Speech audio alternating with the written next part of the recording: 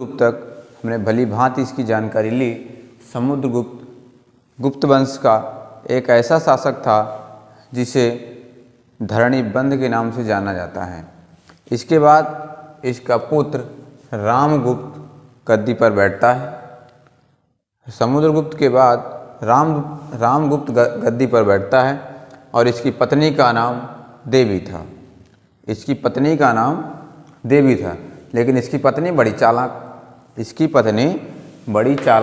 ये इसे पसंद ही नहीं करती थी। देवी रामगुप्त को पसंद नहीं करती थी, और वो पसंद किसे करती थी? चंद्रगुप्त द्वितीय को।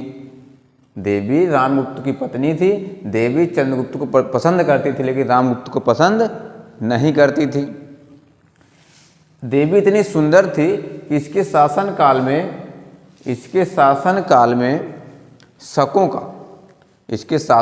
शकों का कई बार आक्रमण हुआ। शकों का आक्रमण बार बार होता था रामगुप्त के शासनकाल में। वो किस लिए? राज्य को हड़पने के लिए नहीं, बल्कि देवी को पाने के लिए।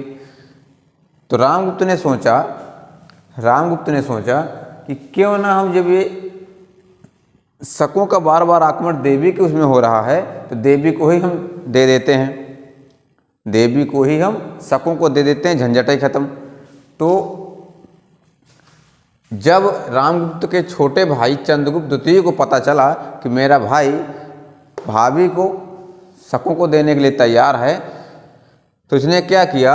अपनी सेना लिया और शकों को परास्त कर दिया। शकों को पराजित करने के बाद देवी और चंद्रगुप्त इन दोनों में प्रेम हो गया। देवी यानी उसकी भाभी चंद्रगुप्त और देवी चंद्रगुप्त द्वितीय की भाभी थी। इन दोनों के बीच में क्या हुआ? प्रेम हो गया। और देवी और चंद्रगुप्त द्वितीय ने रामगुप्त की हत्या कर दी। रामगुप्त के बाद चंद्रगुप्त ने जैसे ही रामगुप्त की हत्या की, तो चंद्रगुप्त द्वितीय गद्दी पर बैठ जाता है।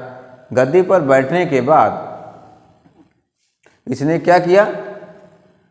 विक्रमादित्य की उपाधि धारण की। शकों को परास्त करने के बाद, शकों को पराजित करने के बाद इसने क्या किया? विक्रमादित्य की उपाधि धारण की, और शकों को पराजित करने के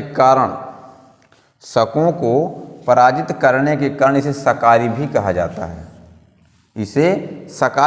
जाता है। और चंद्रगुप्त द्वितीय को ही विक्रमादित्य के नाम से भी जानते हैं। चंद्रगुप्त द्वितीय को विक्रमादित्य के नाम से भी जाना जाता है।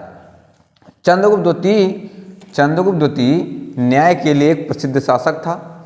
चंद्रगुप्त द्वितीय, या हम ऐसे कह सकते हैं, चंद्रगुप्त द्वितीय न्यायप्रिय शासक था। इसके शासनकाल में न्याय व्यवस्था बड़ी जबरदस्त थी। जब ये स्वयं न्याय करता था, न्याय करते समय ये पत्थर के सिंहासन पर बैठता था। पत्थर के सिंहासन पर बैठकर न्याय करता था।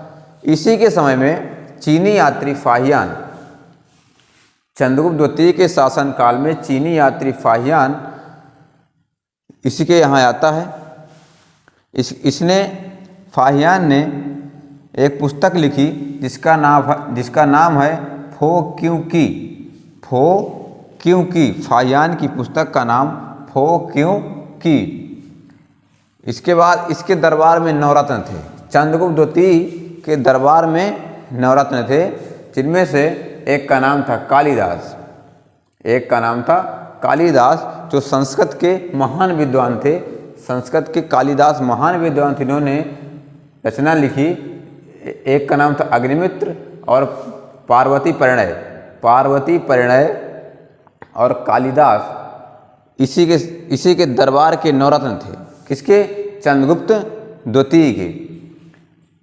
इसके बाद इसके ही दरबार में एक डॉक्टर यानी वैद्य, एक वैद्य थे या डॉक्टर थे जिसका नाम था धन्वंतरी वैद्य थे। बहुत अच्छे डॉक्टर थे। धन्वंतरी के नाम से तमाम हॉस्पिटल में चल रहे हैं आजकल। तो धन्वंतरी वैद्य धन्वंतरी वैद्य चंद्रगुप्त द्वितीय की दरबार के नवरत्नों में से एक थे। चंद्रगुप्त द्वितीय की मृत्यु के बाद कुमारगुप्त गद्दी पर बैठता है। चंद्रगुप्त द्वितीय की मृत्यु के बाद कुमारगुप्त गद्दी पर बैठता है। इसने ज़्यादा काम नहीं किया। इसने क्या किया कि नालंदा विश्वविद्यालय की स्थापना कराई। नालंदा विश्वविद्यालय की स्थापना की और इस विश्वविद्यालय में इसने हॉस्टल यानी छात्रावास की व्यवस्था रखी।